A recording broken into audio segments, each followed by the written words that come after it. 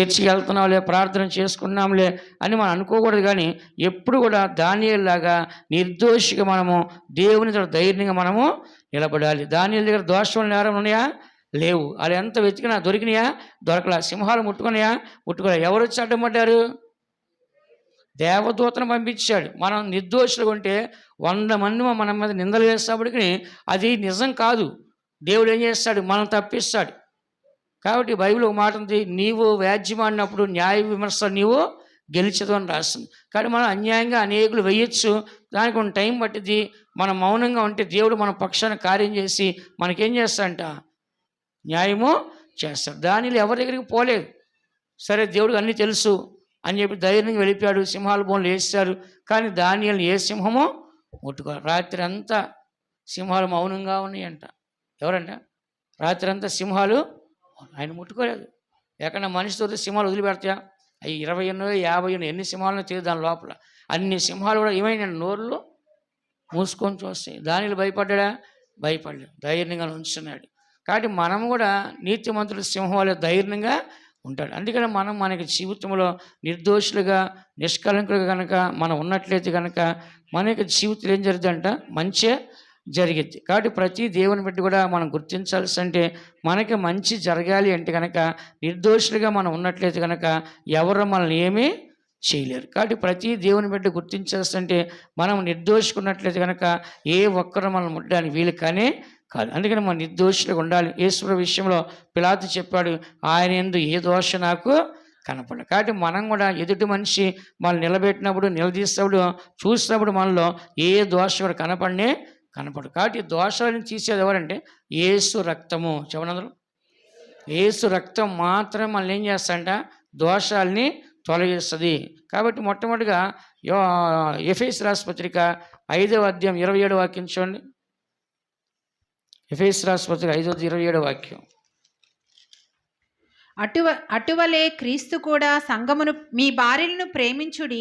అటువలే క్రీస్తు కూడా సంఘమును ప్రేమించి అది కలంకమైనను ముడతైనను అట్టిది మరి ఏదైనను లేక పరిశుద్ధమైనది గాను నిర్దోషమైనది గాను మహిమగల సంఘము గాను ఆయన తన ఎదుట దానిని నిలువబెట్టుకొనవలనని వాక్యముతో ఉదక స్నానము చేత దానిని పవిత్రపరచి పరిశుద్ధపరచుటకై దాని కొరకు తన్ను తాను అప్పగించుకొనెను. ఇక్కడ మనం చదువుతున్న వాక్యంలో యేసు ప్రభు ఏమని చెప్తున్నాడు? ఇక్కడ పౌలు గారు ఎఫెసు సంఘానికి ఏమని చెప్తున్నారు యేసు ప్రభు గురించి? అటువలే క్రీస్తు కూడా సంఘమును ప్రేమించి అది కళంకమైన ముడతైన అట్టిది మరి ఏదైనా లేక పరిశుద్ధమైంది గాను నిర్దోషమైంది గాను. కాబట్టి ఇక్కడ దేవుడు ఏం చేస్తాడంటే పరిశుద్ధమైంది గాను నిర్దోషమైంది గాను ఏంటి? సంఘాన్ని మార్చివస్తాడు. తన్ను తాను అప్పగించుకున్నాడు. ఎక్కడైనా సిలువులో. ఎక్కడంట? సిలువులో తను తాను అప్పగించుకొని ఏం చేస్తాడంట? సంఘాన్ని పరిశుద్ధపరిచేట్లు మనం చదువుతున్నాం. దేవుని ఉద్దేశం అంటే ప్రతి మనిషి కూడా పరిశుద్ధుడిగా ఉండాలి, దేవుని ఎదుట నిలబడాలి. ప్రతి మనిషి కూడా పరిశుద్ధుడిగా ఉండాలి, దేవుని ఎదుట నిలబడాలని చెప్పేసి దేవుడు కోరుచున్నాడు. కాబట్టి ప్రతి దేవుని పెట్టి కూడా దేవుని ఎదుట నిలబడాలి అంటే కనుక మనం పరిశుద్ధంగా ఉండాలి. అంటే వాక్యముతో, దేనితో అంట చెప్పండి? వాక్యముతో ఉతక స్నానం చే దాన్ని పవిత్రపరిచి పరిశుద్ధపరచుకై దాని కొరకు తన్ను తాను అప్పగించుకున్నాం. కాబట్టి ఎప్పుడైతే మనము దేవుని యొక్క వాక్యాన్ని వింటున్నామో, వాక్యానుసారం జీవిస్తున్నామో, వాక్యానికి లోబడి వాక్యానుసారం నడుచుకున్నామో, అప్పుడు ఆ యొక్క వాక్యం మనల్ని ఏం చేస్తుందంటే నిర్దోషులుగా మార్చిద్ది. ఎలా మార్చిద్ది అంట? నిర్దోషులుగా మనల్ని మార్చిద్ది. అందుకని ఈ దినాల్లో మనం దేవుని మందిరానికి వచ్చి వాక్యాన్ని విని మనల్ని మనం ఏం చేయాలంటే నిర్దోషులుగా వాక్యం ద్వారా మార్చుకోవాలి. ఇదే కొలస్సీ రాసిన పత్రిక 1వ అధ్యాయం 22వ వాక్యం చూడండి. తన సన్నిధిని పరిశుద్ధులుగాను నిర్దోషులుగాను నిరపరాధులుగాను నిలువబెట్టుటకు ఆయన మాంసయుక్తమైన దేహమందు మరణము వలన ఇప్పుడు మిమ్మును సమాధానపరిచెను. ఇక్కడ మనం చదువుతున్న వాక్యంలో తన సన్నిధిని నిర్దోషులుగా అంటే పరిశుద్ధులుగాను నిర్దోషులుగాను నిరపరాధులుగా నిలబెట్టకు ఆయన మాంసయుక్తమైన దేహమందు మరణం వలన ఇప్పుడు మిమ్మల్ని సమాధానపరిచింది. కాబట్టి దేవుడు తన మరణం అంటే ఏంటి? తన ప్రాణం పెట్టాడు. ఏమిటంట? తన ప్రాణాన్ని పెట్టాడు. తన ప్రాణాన్ని పెట్టి ఏం చేశాడు? ఆయన మనందరినీ కూడా పరిశుద్ధులుగాను నిర్దోషులుగాను నిరపరాధులుగా నిలబెట్టాలి. ఎవరెదుట? తండ్రి ఎదుట. ఎవరెదుట? ప్రతి మనిషి కూడా తండ్రి ఎదుట నిలబడాలంటే ఏం కావాలి మనకి? నిర్దోషత్వం మనకి కావాలి. దేవుడి గురించి రాసిన బైబిల్ ఏమని రాస్తుంది? ఏడాది నిర్దోషమైన గొర్రెపిల్ల కావాలి, బలి కావాలంటే ఏం కావాలంట? ఏడాది నిర్దోషమైన గొర్రెపిల్ల. కాబట్టి మన యేసుప్రభు ఎవరంట? నిర్దోషి. ఆ గొర్రెపిల్ల మన కోసం ప్రాణం పెట్టింది. ఆ రక్తంతో మనం కడగబడ్డాం, ఆ రక్తంతో పరిశుద్ధపరచబడ్డాం. కాబట్టి మనం ఎవరమే? నిర్దోషులమే. కాబట్టి మన అందరూ కూడా యేసుప్రభు ప్రాణం ఎందుకు పెట్టాడంటే మనందరిని దేవుని దగ్గర తీసుకెళ్ళి ఆయన ఎదుట నిలబెట్టాలంటే నిర్దోషులుగా ఆయన ప్రాణం మన కొరకు కార్చిన్నాడు. దాని గురించి మరొకసారి మనం చదువుతున్నాం.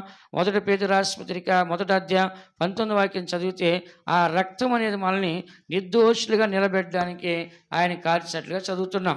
అమూల్యమైన రక్తము చేత అనగా నిర్దోషమును నిష్కలంకమునగు గొర్రెపిల్ల వంటి క్రీస్తు రక్తము చేత విమోచింపబడితరని మీరెరుగుదురు కదా. చాలా ఇక్కడ యేసుప్రభు యొక్క రక్తము అమూల్యమైన రక్తము, నిర్దోషముగా నిష్కలంకముగా గొర్రెపిల్ల ఏ పాప లేని రక్తం వంటి క్రీస్తు యొక్క రక్తం చేత మీరు విమోచించబడితిరి. కాబట్టి మన అందరం కూడా దినాన్న పరిశుద్ధపరచుకోవాలంటే ఎవరి రక్తం ఉంది మన కోసము? యేసు రక్తం ఉంది. ఒక దెయ్యం వచ్చినప్పుడు మనం ఏం చేస్తాం? యేసు రక్తం అని చెప్తున్నాం. ఆ దెయ్యం ఏమైపోద్ది? పారిపోద్ది.